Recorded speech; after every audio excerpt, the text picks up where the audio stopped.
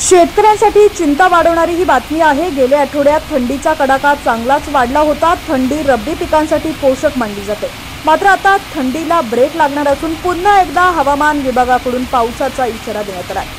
काही ठिकाणी पावसाला सुरुवात झाली आहे तर काही ठिकाणी ढगाळ वातावरण आहे। दरम्यान हवामान विभागाने दिलेल्या माहितीनुसार राज्यात पाऊस झाला तर याचा मोठा फटका रब्बी पिकांना, विशेषतः गहू, ज्वारी यासारख्या पिकांना बसू शकतो।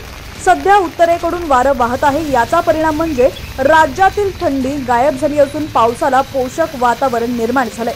बंगालच्या उपसागरात कमी दाबाचा पट्टा निर्माण झाला असून यामुळे राज्यात पुढील 2 दिवस पाऊस पडण्याची शक्यता आहे। दरम्यान नुसता पाऊसच पडणार नसून राज्यातील अनेक भागांमध्ये हवामान विभागाकडून गारपिटीचा देखील इशारा देण्यात आला आहे। एकीकडे पाऊस तर दुसरीकडे गारपीट, असं दुहेरी संकट महाराष्ट्रावरती असणार आहे।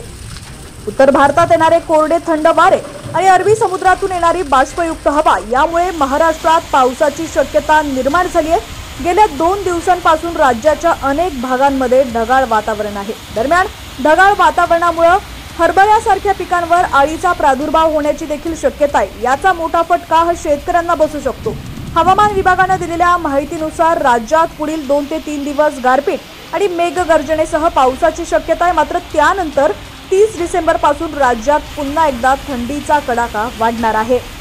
दरम्यान आता राज्यातील तुमचा जिल्हा कोणता आणि तुमच्या जिल्ह्यात काय आहे वातावरणाची परिस्थिती कमेंट सेक्शन मध्ये नक्की कळवा आणि ही बातमी जास्तीत जास्त आपल्या शेतकरी वर्गापर्यंत नक्की शेअर करा, जेणेकरून या बातमीचा त्यांना नक्कीच फायदा होईल।